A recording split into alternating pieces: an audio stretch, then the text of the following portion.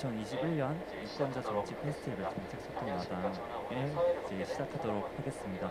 안녕하십니까. 저는 오늘 사회를 맡게 된 사단법인 경기도 장애인제협회 이현준입니다. 반갑습니다. 이번 토론회는 세대별 장애인 복지 패러다임에 대해 논의하기 위하여 사단법인 경기도 장애인제협회와 경기도 선거관리위원회가 2021 유권자 정치 페스티벌 정책 소통 마당을 개최하게 되었습니다. 그러면 지금부터 장애인 복지 패러다임 변화에 따른 세대별 역할이라는 주제로 토론을 진행하겠습니다. 네, 오늘 여러분께서 말씀드릴 부분은 그게 장애인 복지 패러다임의 변화, 그리고 굉장히 중요한 부분이라고 할 수 있는 장애인 운동의 변천 과정. 장애인 운동 변천 과정을 살펴본 부분은 사실 우리나라에서 굉장히 정부에서 장애인들의 삶을 향상시키기 위한 많은 노력들이 기울였지만 그러한 움직임을 가능케 한 부분에 있어서 여러 가지 활동 중에 장애인 운동이 차지한 분야가 상당히 컸습니다. 그래서 장애인 운동과 그다음에 장애인 정책의 변화를 함께 살펴보고요. 그다음에 오늘 발표 주제라고 했은 장애인의 정치 역량 강화와 세대별 역할에 대해서 말씀 나누고자 합니다. 주요 키워드라고 할 수 있는 부분은 물론 뭐 가장 중심되는 게 장애인의 정치 역량, 또 세대별 역할, 그리고 정치 세력화, 그리고 제가 조금 더 관심을 가지고 들여다봤던 독일의 사례를 살펴보고 우리나라에 주는 의미와 시사점을 살펴봤습니다. 그리고 장애인의 정치 역량 강화를 위한 정부와 정당과 장애인 단체의 역할을 중심으로 내용을 구성했습니다. 사실 이 주제에 대한 고민을 하면서 첫 번째 머릿속에 들었던 생각이 장애인을 흔히들 마이너리티로 표현합니다. 마이너리티라는 의미를 사전적으로 보면은 다른 사람들과 불평등한 대우를 받는 소수자가 굉장히 중요한 키워드로서 보여지는데 개인적 생각으로는 우리나라 장애인 수, 즉 2020년 기준으로 했을 때 등록 장애인 수를 보더라도 263만 명 정도인데 물론 전체 국민을 볼 때는 5% 정도 해당되기 때문에 작다라고 볼 수 있지만 2020년 같은 연도를 기준으로 봤을 때 평균 가구 수를 2.3명으로 나타나고 있습니다. 실제 장애인 신체 조사를 보면은 장애인이 경우에는 가구 수가 2.3명보다 조금 더 높습니다. 그래서 그 이야기는 지금 보시는 숫자, 즉 등록 장애인 수의 평균 가구 수를 곱했을 때는 약 600만 정도 나오는데 실제로는 조금 더 많은 숫자라고 말씀드릴 수 있고요. 이 얘기는 결국 국민 10명 중에 1명은 장애인이 자기 가구 내에 있다라는 의미를 갖는 것이죠. 그럼에도 불구하고 장애인 정책은 국가의 어떤 다양한 정책에서 후순으로 밀려있는 현실이고요. 이런 원인이 발생하게 되는 원인은 여러 가지 볼 수 있겠지만 가장 크게 두 가지는 아주 오랜 기간 동안은 대한민국에서 장애인들이 차별과 또 배제 등으로 인해서 정치 영역에서도 배제돼 있었고 또 이게 이제 악순환이 되다 보니까는 많은 장애인들이 또한 정치에 이제 소극적으로 참여하는 이런 모습이 주요 원인으로 볼 수 있다고 생각합니다. 사실 장애 문제에 대한 접근 방식을 간략히 살펴보면은 크게 이제 아주 거칠게 4단계로 살펴볼 수 있습니다. 장애를 무시하거나 책임을 거부하는 이런 모습이 있고 오히려 여기서 조금씩 발전하는 게 정상적인데 오히려 격리 수용소 수용 살해 이런 일들이 있었죠. 이후에는 다행히도 장애 문제에 대한 접근 방식이 변해서 최근에는 주요 중심 키워드가 적응, 정상화, 통합, 포용 복지 패러다임의 변화에서도 사실 뭐 패러다임만 이야기를 해도 굉장히 오랜 시간이 필요할 텐데 아주 단순화시켰을 때 크게는 장애인을 어떤 시의 대상에서 권리의 주체로 변화하는 모습이 있고요. 또 재활의 어떤 대상에서 독립적 자립생활이 강조되는 그런 변화가 있습니다. 또 공공구조의 대상에서 사회 서비스권 혹은 사회 서비스를 요구할 수 있는 어떤 청구권적 의미의 변화가 있고요. 공급자 중심에서 소비자 중심, 또 최근에도 탈시설이 이제 굉장히 중요한 화두로서 등장을 하는데 시설에서 지역사회로 이런 많은 내용들이 변화를 보여주고 있습니다. 네, 조금 전에 말씀드렸지만 장애인 운동을 살펴본 이유는 장애인 운동을 통해서 우리나라의 장애인 정책이 상당히 변하는 모습들을 보여줬기 때문이라고 말씀드렸는데 장애인 운동 시대 구분이 몇 분이 이런 작업을 좀 하셨는데 오늘 제 자료에서는 유동철 교수님과 이동석 교수님 두 분의 어떤 내용을 중심으로 제가 발췌 요약을 했습니다. 말씀드렸듯이 이제 장애인 운동사를 시대 구분을 어떻게 하느냐 부분은 연구자마다 조금씩 다르긴 한데 제가 지금 여러분들 보시는 내용은 유동철 교수님이 작업한 내용을 중심으로 살펴봤습니다. 그래서 크게는 80년대 중반까지를 태동기를 보고 80년대 중반에서 90년대 중반을 성숙기, 90년대 후반을 이제 갈등과 분화기로 보고 있습니다. 그래서 중요하게 생각되는 부분은 과거에는 어떤 운동의 주체가 전문가 중심이고 또 부모님 중심이었다가 최근에는 중증장애인들이 운동의 주체성을 가지고 운동을 주도적으로 이뤄나가고 있고요. 아무튼 대한민국에서 장애운동의 뭐 의의와 성과를 보자면은 누차 강조드렸지만 가장 중요한 부분은 이 운동을 통해서 전통적인 정치 체계에서 주변부, 즉 바깥 부분에 있던 장애 문제를 중심부로 이끌어낸 것은 굉장히 의미가 크다라는 생각을 갖습니다.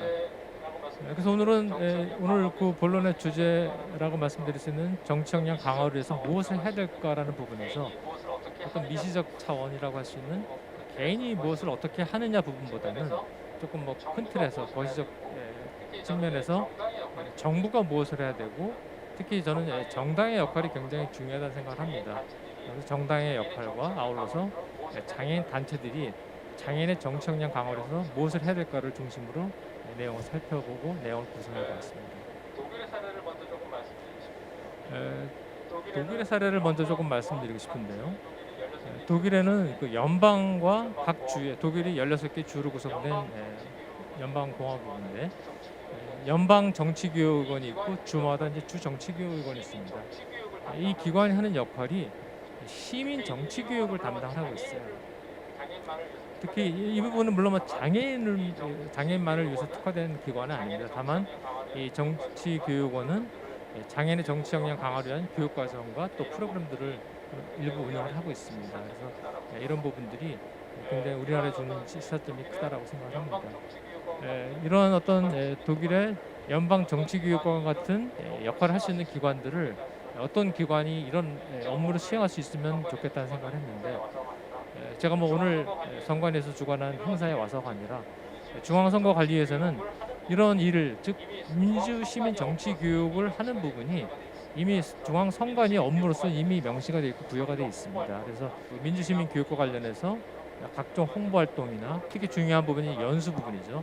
여러 가지 어떤 프로그램들을 개발해서 운영하고 있는데 이러한 부분이나 민주시민 교육들 이것들도 중요하지만 방금 말씀드린 독일의 연방정치교육원 같은 장애인을 대상으로 정치교육 또는 더 넓게는 민주시민 교육과 더불어서 어떤 장애인의 정치 역량을 끌어올릴 수 있는 이러한 어떤 기능을 선관위에서 수행하시면 좋겠다는 그런 생각을 가졌습니다. 그다음에 이제는 정당의 역할입니다. 사실 장애인의 정치 역량을 강화하기 위해서는 뭐 가장 직접적인 영향을 줄 수 있는 부분은 또 정당의 역할이라는 생각을 갖습니다. 그래서 방금 말씀드렸듯이 우리나라도 개별 정당들이 연구원 혹은 연구기관을 설립해서 운영하고 있는데 좀 아쉬움이 있습니다.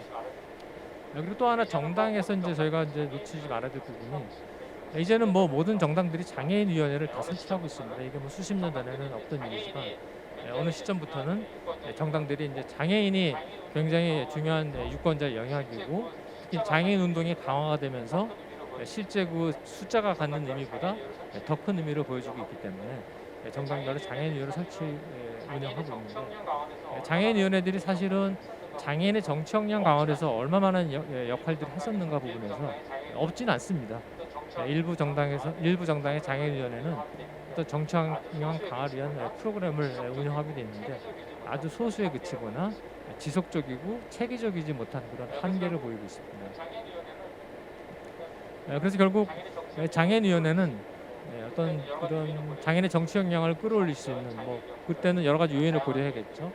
성별, 장애 유형별 이런 다양한 요인들을 고려해서 장애인의 정치 교육을 강화할 필요성이 있고 특히 개인적으로는 아까 말씀드린 지금 현재 장애인 각 정당 산하에 구성되어 있는 연구기관들과 장애인위원회가 서로 좀 긴밀한 연락이 좀 연결이 혹은 협력이 이루어진다 생각 같습니다. 그래서 이런 협력을 통해서 장애인 역량 강화를 위한 교육 과정을 개발하고 또 이제 관련 자료들을 이제 발간 보급하는 사업들이 굉장히 중요하다고 생각합니다.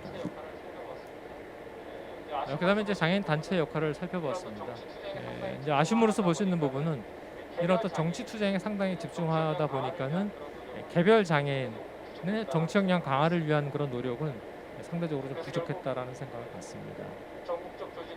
그래서 결국 전국적 조직을 가진 장애인 단체들이 이제 상당히 많아졌는데 뭐 유형별 단체도 있고 상당히 많은데 이러한 어떤 장애인 단체들이 첫째는 어떤 중앙 차원 즉 전국적 단위에서 그리고 두 번째는 지역 차원에서 장애인 역량 강화를 위한 교육 과정을 운영하고 관련된 지원 사업들을 추진할 필요성이 있고 또 뭐 자체 내 어떤 정책 간담회나 토론이나 이런 것들은 결국 자체 역량 강화를 위한 부분도 있지만 대사회적으로 이런 어떤 문제를 알리는 부분에 의미도 크기 때문에 이런 어떤 워크숍이라든지 개최가 필요하고 또 아울러서 대국민 홍보 활동도 굉장히 강화될 필요성이 있습니다.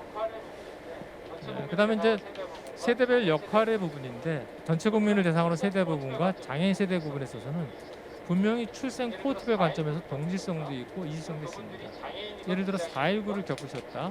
그럼 그분들이 장애인이건 비장애인이건 같이 갖는 생각들, 즉 동질성이 있을 거고 또 장애인분만들이 갖는 이질성이 있는데 이런 부분에 대해서 이제 집중적인 좀 연구를 통해서 좀 연관관계를 고찰해서 장애인의 어떤 세대별 부분이 1차적으로 되면은 그런 틀 토대로 결국 오늘 주제인 장애인의 정치 역량 강화를 위해서 각 구분된 세대들이 어떤 역할을 하고 또 그분들의 정치 역량을 끌어올리기 위해서 어떤 기능들을 수행하고 어떤 일들을 해야 될지 이런 부분에 대한 논의가 좀 활성화되기를 간절히 바랍니다. 네, 마무리하겠습니다. 뭐 제가 말씀 안 하더라도 여러분께서 더 잘 아시는 내용이지만 대의 정치, 저희가 직접 하지 않는 대의 정치라는 부분은 민주주의 기본 원리인데 이것이 제대로 작동되기 위해서는 국민의 의사를 대변하는 대표들이 전체 구성원들이 인적 구성원의 대표성에 대해서 인정을 받을 수 있어야 되는데 물론 이것이 뭐 정론이고 이것만이 어떤 뭐 절대적인 명제라 생각을 하지 않습니다. 그렇지만 결국 인구 비례에 비해서 선출될 수 있는 기회를 부여해야 되고 이런 의미 때문에 이제 그나마 비례대표에서 몇 년 전부터 이제 장애인분들이 국회 진출하는 그러한 뭐 원인이 되기도 했지만 여전히 이런 부분에 어떤 저희가 바라는 저희가라고 표현하는 부분은 장애인에게서 바라는 그런 정말 대의 정치가 제대로 실현되고 있는 것에 대해서 상당 부분 어떤 회의를 혹은 문제제기를 받는 것이 우리나라의 현실이 아닌 것 같습니다.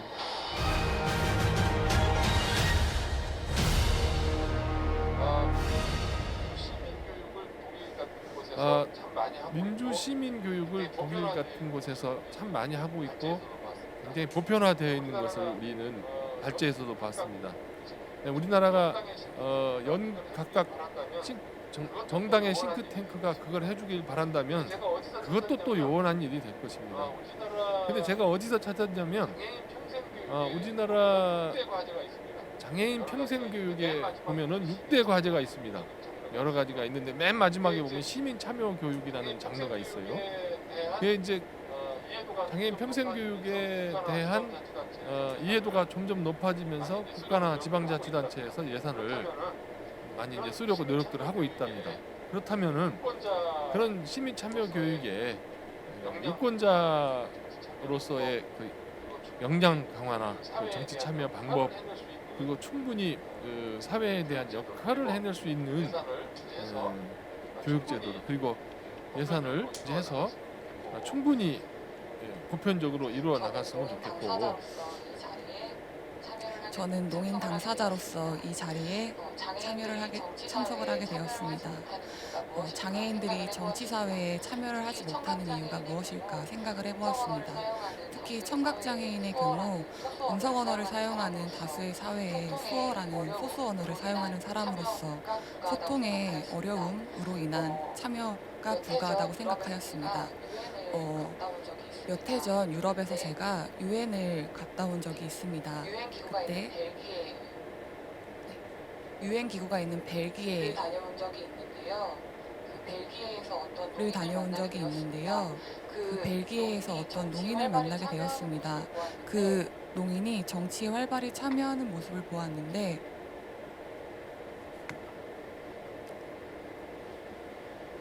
한국의 경우는 한국의 경우는 수어 통역사가 함께 동행을 하기 어려운 관계로 정치 참여가 어려웠지만 벨기에는 수어 통역사가 1대1로 항시 활동을 하기 때문에 정치 참여가 수월하다는 것을 볼 수 있었습니다.